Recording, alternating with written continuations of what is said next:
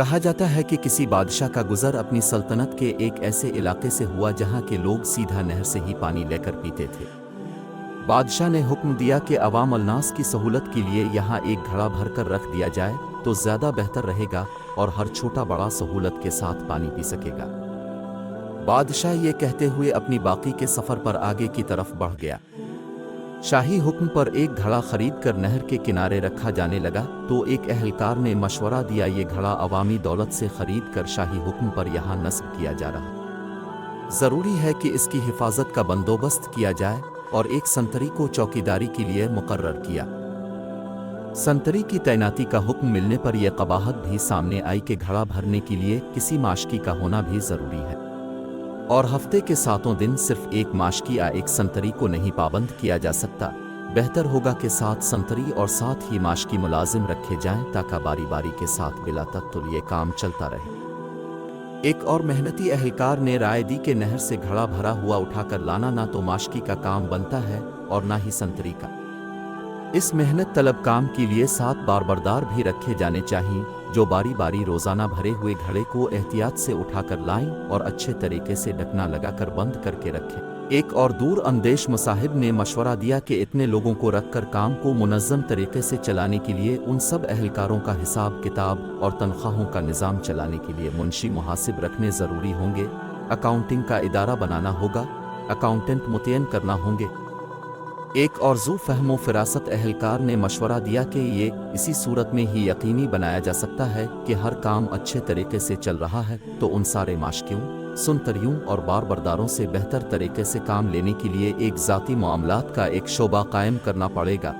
ایک اور مشورہ آیا کہ یہ سب کچھ ٹھیک ہو رہا ہے مگر ملازمین کے درمیان میں لڑائی جھگڑا یا کوئی زیادتی ہو جاتی ہے تو ان کا تصفیہ اور ان کے درمیان میں صلح صفائی کون کرائے گا تاکہ کام بلا تعطل چلتا رہے۔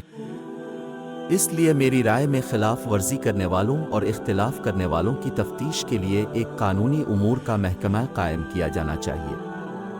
ان سارے محکموں کی انشاء کے بعد ایک صاحب کا یہ مشورہ آیا کہ اس سارے انتظام پر کوئی ہیڈ بھی مقرر ہونا چاہیے۔ ایک ڈائریکٹر بھی تعینت کر دیا گیا۔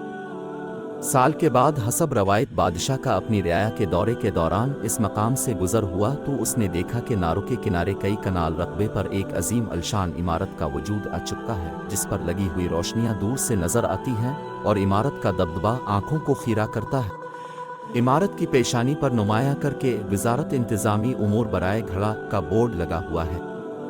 بادشاہ اپنے مصاحبین کے ساتھ اندر داخل ہوا تو ایک علیحدہ ہی جہان پایا۔ عمارت میں کئی کمرے، میٹنگ روم اور دفاتر قائم تھے۔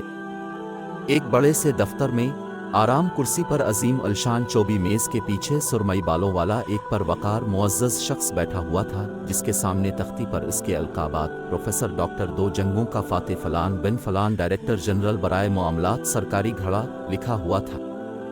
بادشاہ نے حیرت کے ساتھ اپنے وزیر سے اس عمارت کا سبب پوچھا اور ساتھ ہی اس عجیب و غریب محکمہ کے بارے میں پوچھا جس کا اس نے اپنی زندگی میں کبھی نام بھی نہیں سنا تھا۔ بادشاہ کے وزیر نے جواب دیا، حضور والا، یہ سب کچھ اب ہی کے حکم پر ہی تو ہوا ہے جو اپنے پچھلے سال عوام الناس کی فلاح اور آسانی کے لیے یہاں پر گھڑا نصب کرنے کا حکم دیا تھا۔ بادشاہ مزید حیرت کے ساتھ باہر نکل کر اس گھڑے کو دیکھنے گیا جس کو لگانے کا اس نے حکم دیا تھا۔ بادشاہ نے دیکھا کہ گھڑا نہ صرف خالی اور ٹوٹا ہوا ہے بلکہ اس کے اندر ایک مرا ہوا پرندہ بھی پڑا ہوا ہے۔ گھڑے کے اطراف میں بے شمار لوگ آرام کرتے اور سوئے ہوئے پڑے ہیں اور سامنے ایک بڑا بورڈ لگا ہوا ہے۔ گھڑے کی مرمت اور بحالی کے لیے اپنے عطیات جمع کرائیں من جانب وزارت انتظامی امور برائے گھڑا۔ کچھ یہی حال ہمارے پیارے ملک میں بسنے والے سیاستدانوں کا ہے جو اس ملک کو کھانے میں کوئی کسر نہیں چھوڑتے۔